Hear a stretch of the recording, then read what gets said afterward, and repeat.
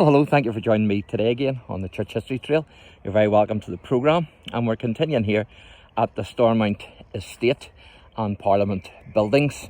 And so I'd like to give you a wee bit of history of the estate and how it came about and how the politicians ended up in this building here.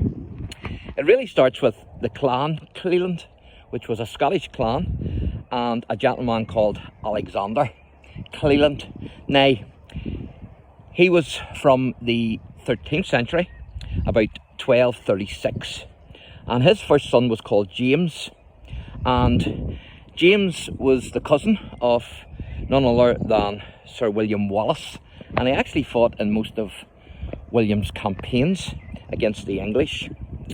He also fought with Robert the Bruce. In fact, he was injured fighting with Robert the Bruce, and he was given some lands because of his injury. And Stormont Castle, which you can't get into, but I will be able to show you, at least from the hill here. Stormont Castle was built in 1830, and it was built by the Reverend John and Esther CLELAND, who were descendants of the original Alexander CLELAND. And the castle was actually the official residence of the Prime Ministers of Northern Ireland from 1921 till 1972. Now, the Reverend John CLELAND was born in 1755 and he died in 1834. And he's buried in Dundonald at the Elizabeth Church. And there's a big mausoleum there. So I've actually covered his grave. So if you go into the playlist for the 1798 rebellion, you'll be able to get John CLELAND, the Reverend John CLELAND's grave, and also another gentleman called James Dorset Rose CLELAND, who was also a relation of the Reverend John's, and he was also related then to William Wallace as well. So you'll get those videos in the playlist of the 1798 rebellion, but I might actually do a wee playlist of the CLELANDs on their own, because I think that they merit it, you know. But the castle, as I say, was the official residence of the Prime Ministers of Northern Ireland from 1921 to 1972. And then John himself, John CLELAND, the Reverend John CLELAND, was born in 1755 and, as I say, died in 1834. Now, John was an informant for the government against the United Irishmen. And during the 1798 rebellion, he was an officer in the Newton Ards Yeomanry.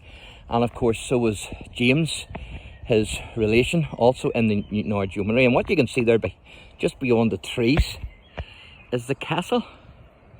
So that's the actual castle that was built around 1830. Get a better view from here.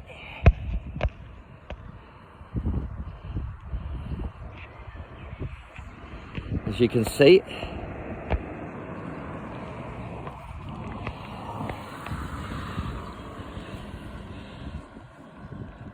so in 1805, John, he married Esther, a lady called Esther Jackson, and they lived at Mount Pleasant. Now, if you're wondering where Mount Pleasant is, you're actually at it, because this is Mount Pleasant here, Stormont Estate, because that was the original name. So they changed its name to Stormont, originally Stormont, and then it became Stormont.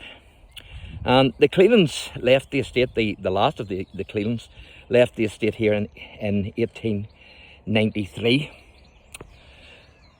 So today it's known as Stormont Estate, and it's owned by the government. And of course, Parliament buildings just behind me there that I showed you, it was built in 1932. But before that, they used to use the castle, at least the Prime Ministers did, and other sections of the government as well. So that's about the best I can show you the castle, I'm afraid.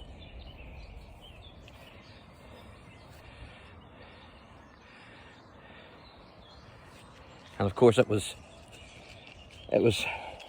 remodeled, I think it was about 1858, into what you can see today.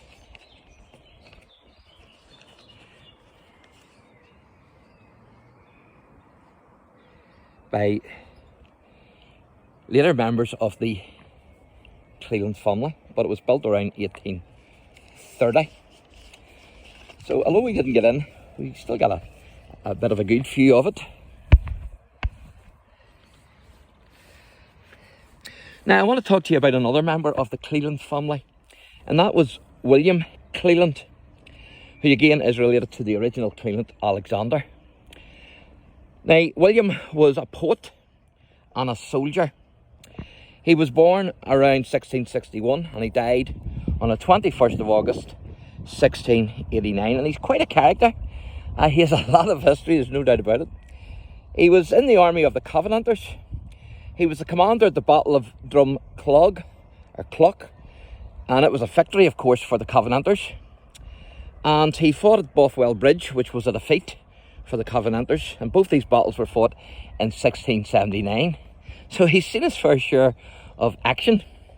But he also took part in the Argyll Rising of 1685.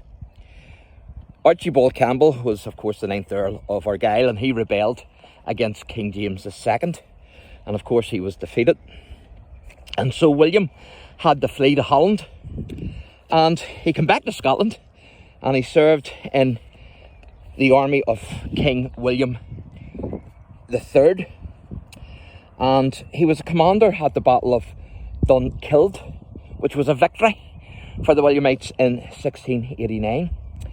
Now, the victory ended the Jacobite Rising, but unfortunately William died of gunshot wounds which he received to the head and to the liver. So there you go, folks. If you didn't know the history of Mount Pleasant, or should I say the Stormont estate, that is the history. And as I say, the castle's just beyond them trees there, but fortunately it's private. James Craig's grave is just up there, but again, you can't get in there either. It's private, and I know they need protection and stuff, obviously, but it's just unfortunate that you can't get into these places, you know.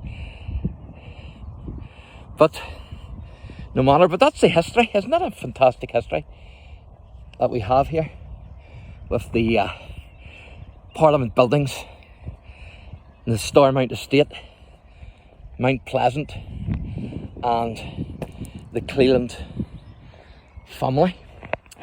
So I've enjoyed researching this, I have to say. And as I say, don't forget to check out those other videos, because I've one done in Dundonald of the Reverend John's grave, and also one done in Bangor Abbey of James Dorset Rose CLELAND and his grave.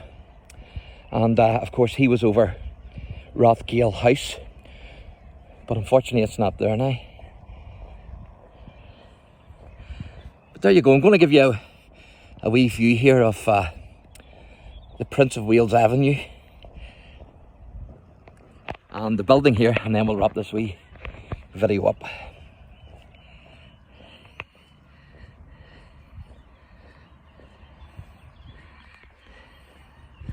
So there you go, that's Parliament Buildings, 1932, and still in use today.